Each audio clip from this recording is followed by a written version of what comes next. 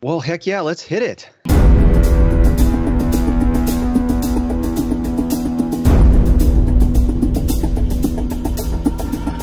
Well, ladies and gentlemen, you're watching me, Eugene Tay, on Rock the Block Live, where I have three wonderful guests with me today.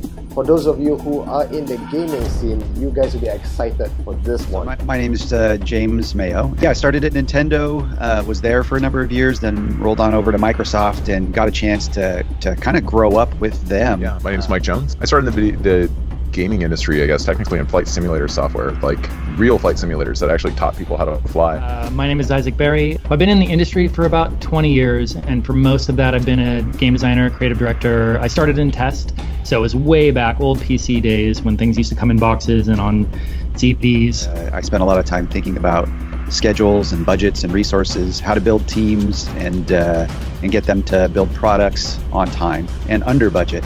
These titles that we're doing now want to tell good stories, really want to have something that offer people something with the games that they play instead of just a moment's distraction from their day, and giving them an experience that allows them to step into a whole new metaverse is one of the ways we're going about doing that. And blockchains actually provide a little bit of the foundation for making a real living metaverse possible. Always seem to be working right with the technology right before it starts making any money, and then I go on to something else while everyone else comes in and commercializes it. This seems to be the dream of every gamer out there. Any gamer who is in their 30s, who have watched Tron, watched Matrix, read the book Ready Player One, we have always dreamt of a multiverse. All three of you touched on one very important part where you said the game is about the narrative. I think, Mike, you said this as well, that you're trying to build a story and experience for the users. And you do notice that, at least I noticed what you guys said was, there was the old kind of game where Sierra was very famous for building such games. And then you guys went on to casual games. And then now you're going to the multiverse again. Could you just share from your perspective, having been in this industry for like forever, what is the kind of gamers' behavior that led throughout over the years? A lot of gamer behavior really hasn't changed. We've kind of started to, I hesitate to use the word educate, but we've educated a much broader population about how to engage with games. But the kinds of things that we do in games in many ways hasn't changed. But what has really changed is less about the players and a lot more about the industry. It used to be thought that like the way that you were a gamer, your own personal preferences, that kind of defined what games could be. And so in the early 2000s, late 90s, when casual games became a thing, suddenly we realized that people were actually playing in very similar ways, but they had different ideas about what they wanted to do and kind of the time that they were willing to dedicate to those games. So, games like Bejeweled and Collapse came out, and initially, I think a lot of gamers were really dismissive of that. They thought these games were very simple and the audiences were unsophisticated. And in fact, the audiences just have different goals. They still like the same types of, difficult challenges that are easy to learn but hard to master. A lot of those same principles hold true through all the games that we play. And I think one thing that is really changing now is there is a space for people to be a lot more experimental with the emotions that they see as valid inside of a game space. So we see a lot more art games that are about feelings of love or loss or other kinds of things. And like a lot of us gamers, I think those things are very interesting, but we're pretty passionate about that kind of high adrenaline, very engaged. I like it when my knuckles are white from gripping my mouse or, that kind of stuff. For us hardcore gamers, it's really another persona. We really get into the whole world. And I think this is where we are building right now with the Project Genesis entire framework. One of the things I would like to know is, what is the kind of conversation that you guys had? Maybe it could be over beer or something, but how did this Project Genesis idea came about? Like, what was that first trigger point? Yeah, that's a great question, Eugene. So So actually, one of the ways in which we started 8 Circus Studios was a conversation almost over beer, but the idea was really, from the financial crash of 2008, and we're sort of reeling from that. I think we probably are still, all of us don't. It's not very long ago, so we remember it probably pretty intently. And we were thinking, there's got to be a way to get out of a system that might be unfair or corrupt. And so I think most of us found blockchains really through that pathway, where blockchains seem to offer this really interesting way of using game theory and using mathematics to remove the third party element, which can get corrupted. And so I got into blockchains I kind of learned about them in 2011, and then really started diving deep, as most of us do, like in 2013, falling down the rabbit hole, like really trying to understand what this thing is and what it might mean for society. And fast forward like 3 years, 4 years, and I found that I got kind of frustrated. And I don't know if you found this, Eugene, as well, where it's all about moons and Lambos, and yeah, it's like, oh man, I wish we were actually I wish there was somebody producing something that would get people into blockchains, because they're so valuable. And then I kind of had this like, hey, dummy, you know how to build games, or at least you know how to work with people who know how to build games. Games are fun. They solve a lot of really difficult and technical problems, from user experience to, what we would call race conditions or timing. You're talking about multiplayer games and MMOs. These are really complicated products. Well, blockchains are just a data model. So why don't you just work with the people that you love working with, build games, and then get people onto the blockchain kind of in secret, but make them fun. And that's sort of where 8 Circus Studios kind of got its first push. And then one of the things that we care a lot about, and I think one of the things we've all learned over the 20 years that we've been in development, is how to iterate quickly. Like we've kind of figured out, how to move really fast in game development, prototype, and you'll hear a phrase quite frequently, kind of behind the scenes, which is find the fun. And in order to be able to find the fun, you have to move quick. You have to have a high frame rate of experiment, failure, or success. And with success, double down, and then just kind of iterate on that process and making a game fun over time. So Project Genesis actually started as a game called D-Park.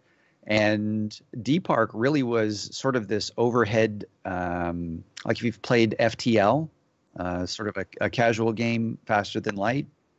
Sort of our inspiration, we thought, well, this is a great game to start with.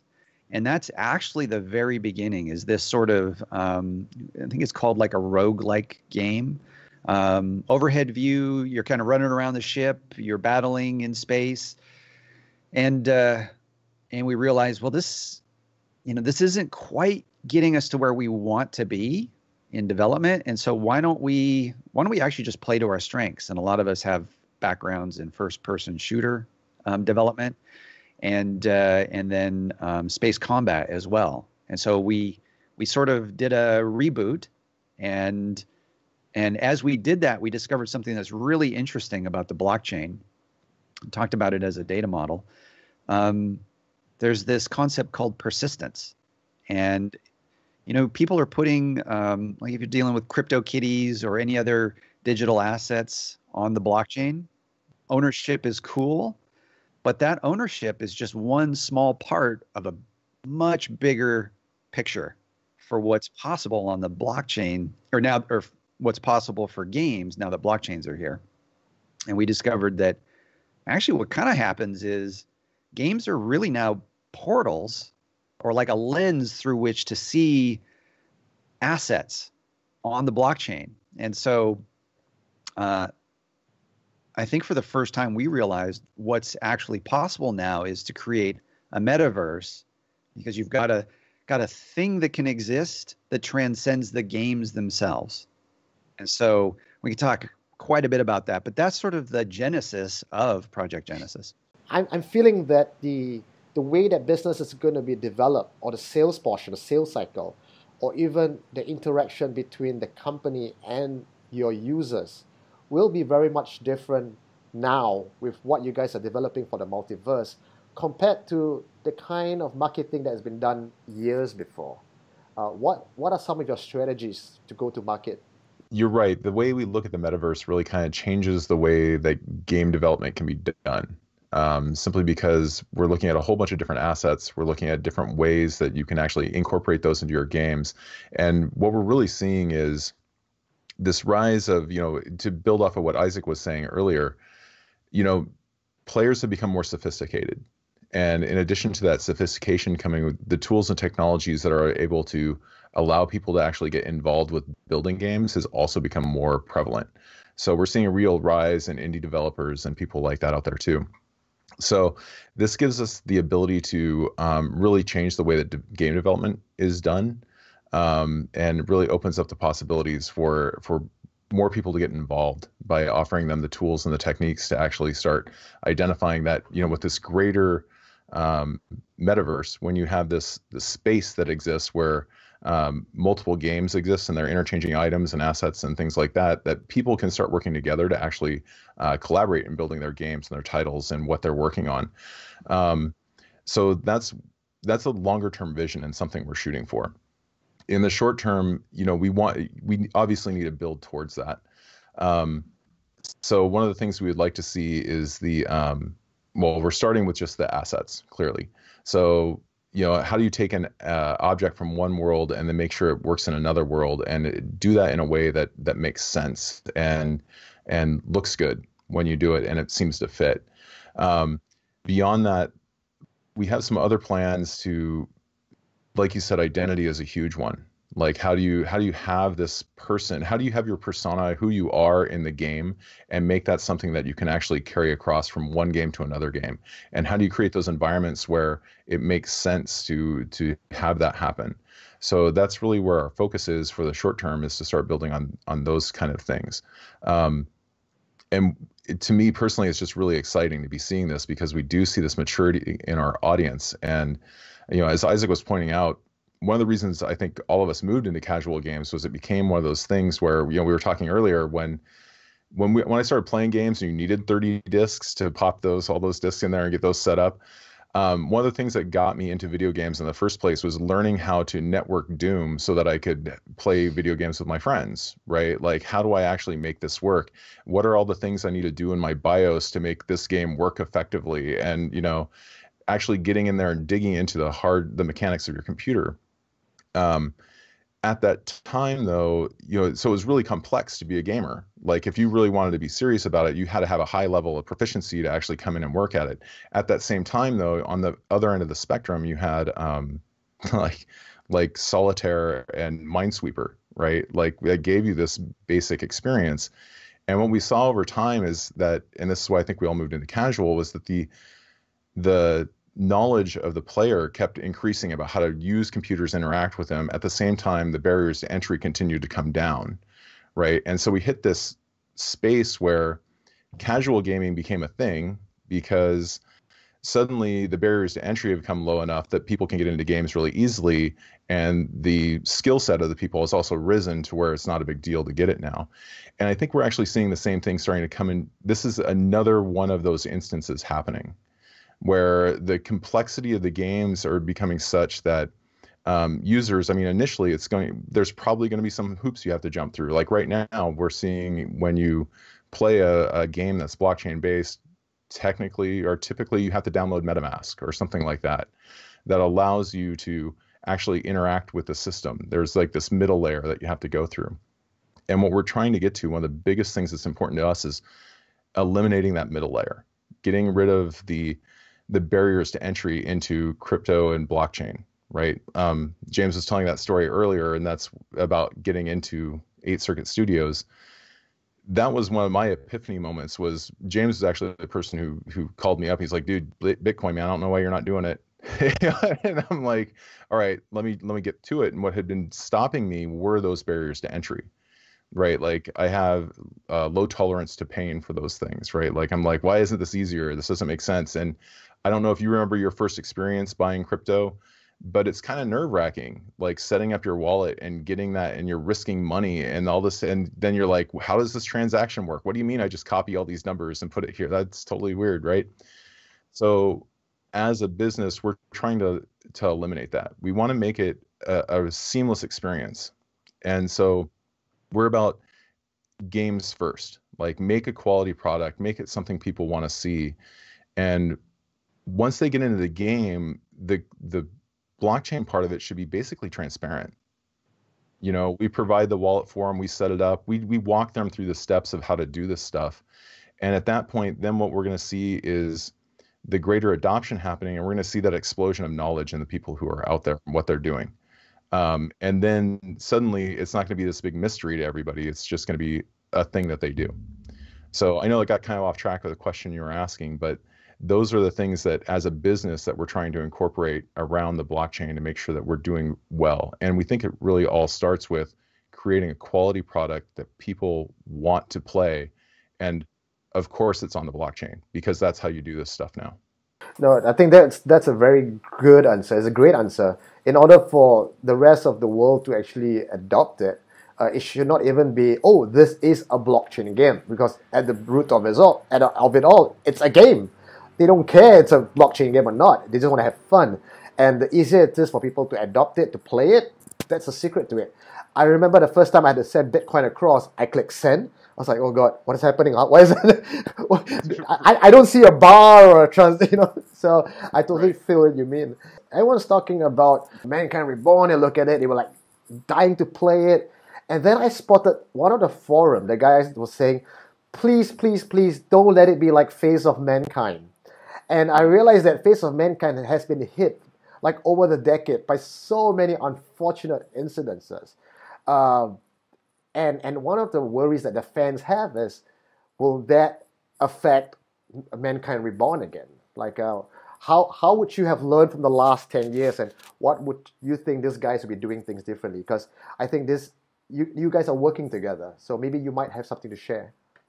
Well, what I can share is that the developers are very involved in the sort of the product that went before and Mankind Reborn. They are like the hardest of the hardcore. They're deeply connected to that community. They're big people in that community. So I have a high degree of trust that they sort of know what happened in the past, and they're going to,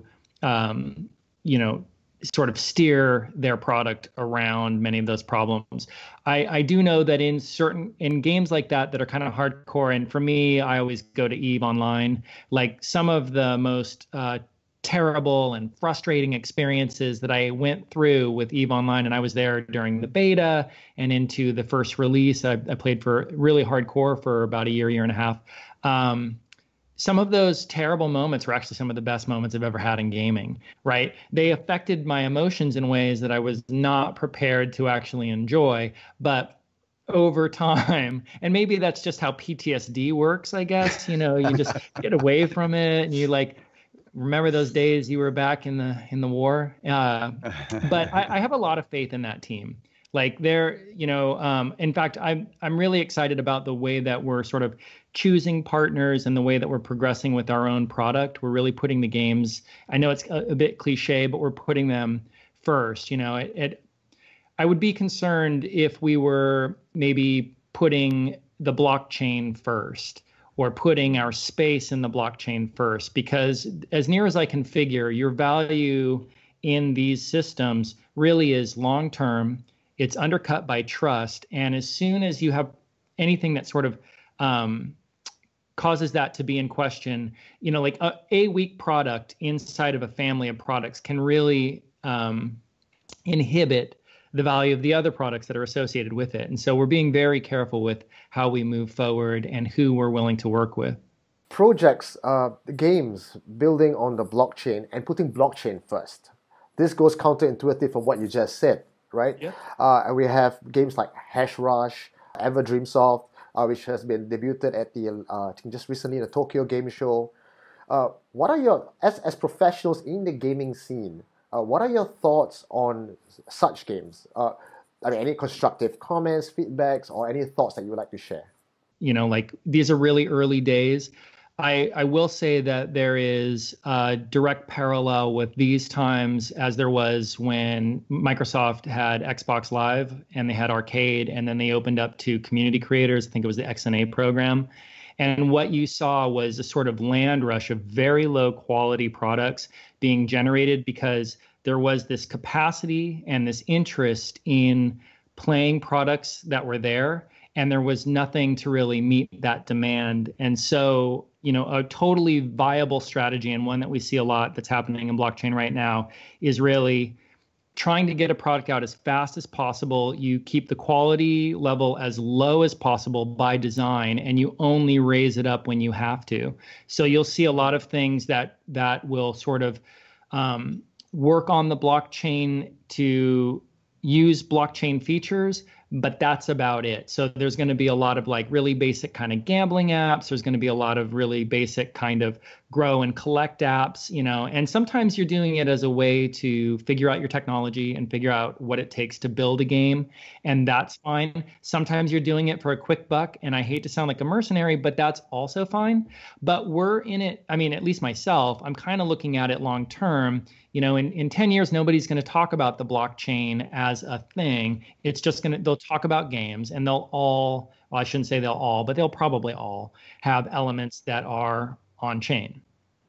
The ecosystem that we will see created out of Project Genesis, previously it was just user as a passive observer, playing the game, almost detached and hoping they would be in it.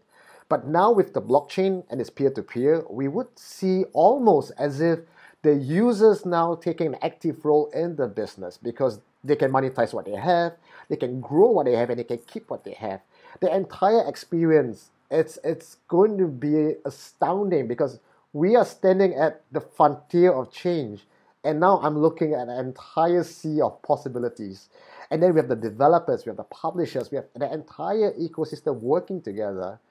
And I don't know, like I think you guys are more creative than I am. Throw me something. What do you think it will be like 10 years from now? I think this is probably Mike's favorite place to live is at this point in the future, like 10 to 20 years. So I should yield the floor to Mike. He's absolutely correct. Like, like we get into meetings and I'm like, oh, we got to be this thing way out here, but it's like, bring it back in. We got to talk about what we can do right now. I really, like I was alluding to earlier, we were really seeing this explosion in indie gaming. Like last year, there were more indie games released on Steam than there have been in its entire history previously. And so in just 1 year, more indie games hit Steam than ever. And, as Isaac was alluding to, blockchain is just going to become a thing, right? But what I really think is going to happen is we're going to get to this point where we're in this space, the metaverse space, that people are going to be able to collaborate with one another to actually borrow from one another. And what I see happening long term is there are going to be people who you're going to see real specializations really start to happen. And we already have that internally at a game company, right? Like, Isaac's the designer, and then we have artists, and then we have, people who are doing the development, the actual coding to things and getting stuff hooked up and making that all look great when it works together. So you have these individual people who are working together, and then you also have the people who want to tell the stories. You have the people who are trying to put that together. And I think what we're really going to see is this environment where all these people are going to be able to collaborate openly. It's not going to be so much that you need to go out and start a business, that you need to found your business, put a bunch of startup capital into it, start working on this idea and start crunching it out, and then go hopefully find a publisher who will help you get through and get the typical model that we've been seeing. I think instead what you're going to see is people going, hey, here's this space or this world that I really like, kind of like Mankind Reborn. You say they have a huge community, that's just really excited about what's going on there. Now imagine being able to be a part of that community and being like, I have a great idea for a story in this world. And now I have the ability to actually pull this off, right? Because now I can just take a space in this world that allows me to tell the story or set it up in some kind of way. And I can utilize all the tools that are available to me. There's these assets that move back and forth between these environments. People have their characters that are established. They have this ability to collaborate together, and then actually, and even earn potentially, make a living doing that. Because if you're really good at telling a story and setting that up and getting that set up right, there's going to be ways along with the blockchain that I believe that will allow you to monetize that. And then you can probably take portions of that. And again, this is all speculation, right? But it seems to me that this is what it's leading to, right? It gives you the ability to take these pieces and then share that with the other people who helped you put that thing together, right? Because you can build these contracts on Ethereum that say, hey, the 10 of us work together on this thing. Let's split it equally. Every time somebody buys one, we'll each get a tenth of it, and automatically just happens. And there's no need for oversight to make that happen. It's all built into the contract. So that's where I see it. Hopefully it's 5 years. That might be more further down the line. I think it's going to take some time really for to see where this shakes out. I mean, I was at a conference just yesterday, and you can still tell this is a really early stage for all of this. Everyone's excited about it. Everyone knows that something's going to happen. But the thing that keeps coming up is, what's the killer app, right? And what was really interesting, though, at least 5 times on stage yesterday, people were pointing to games as probably going to be the space that's going to really pull all this together. And it felt really good to be there and to hear that, and to talk to people around me and to let them know, and hey, I'm in games. Yeah, people are excited to see what you have to offer, especially when you turn around and go from going what they're used to seeing, as Isaac's pointing out, in this new space, and being like, hey, by the way, here's some clips of what we're running, what we're building and how it works. Because once you get past that point where it's a move from it's a blockchain game to it's a game that uses blockchain, then it's a totally different thing. We're a totally different space. So hopefully that's 5 years from now. Might be more like 10 that we actually start seeing stuff like that come out. But there's so many indie developers out there, and I think it would be fantastic to be able to give everybody a space where their voice can be heard. In the movie and the book Ready Player One, the designer popped a Easter egg somewhere in the world. Isaac, did you do anything like that? Well, if I did, I certainly wouldn't talk about that here and now. Yeah. I mean, we do talk a lot about not just how features work and like what assets might be valuable, but also how to take story elements and to break them up and how we might put those on chain. Because there is something about the way that people not only make their own stories and integrate them into a game story, but also how a game story is distributed that can be different now than it was before. There are a lot of things that we could look at in the past, like ARGs and whatnot, just as an example. What's an ARG, Isaac? We can do things similarly now. What's that? What's an ARG? What was it? Alternate reality game. So the best example is I Love Bees. At first glance, the website appeared to be nothing more than an amateur beekeeper's website that had been hacked. But a closer look only resulted in more confusion.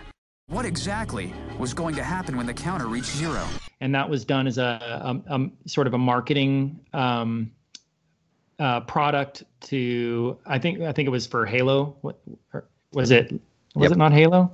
Yeah. You guys are Microsoft. I wasn't there, but and people would do a remarkable amount of work, and you can also see these same kinds of principles with geocaching and everything else. And so, whereas in I Love Bees, people would figure out the map coordinates for a payphone and go wait for a phone call and then get a recorded message. Here, people can be doing geolocated stuff that they can find artifacts out there that have a smart contract associated with it. Go get that thing, trade it, integrate it into the whole. I mean, there's all kinds of things. And so I just want to say, I try to be careful, especially while James is here, that the problem with being a game designer right now in this field is it's almost impossible to not come up with ideas that nobody else has talked about, probably are all thinking. But I also just want to be very clear, we're not making any kind of feature promises in this particular discussion. Sometimes we're going to be riffing, and other times, there's just going to be secrets. That's good enough hint for the fanboys out there. James, the last one is for you before we close this interview. Wave 2 of your 8-bit token is now on sale. Anything you want to say to the community out there about your token sale this month? Well, I think you really hit on something, and we've talked about this a bit, which is, a lot of folks. There's a couple of things to say about token sales and ICOs, generally speaking. We kind of brushed on the Lambos and Moons conversation, and I think one of the things that people get really focused on is the speculation component and the gambling component associated with these tokens. For us, it's really we're using our tokens as sort of a signal flare. So we're looking for people who really deeply care about the topics that we've discussed today. Whether it's the metaverse or whether it's understanding that the metaverse is for creators.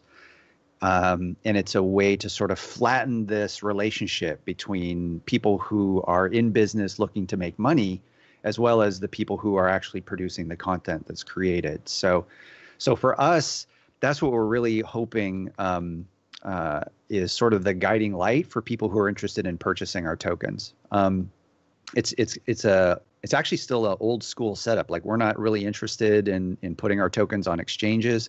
And in fact, our tokens are primarily oriented, and we're interested in having them purchased by average users, people who really have no, deep understanding of what the blockchain is. Like, I want my mom using our tokens and not even knowing that it's blockchain based. So that's the most important group for us in the future. But for now, we want to give folks who have access to Ethereum the opportunity to purchase our tokens using Ethereum before we decide the right time is to go mainstream.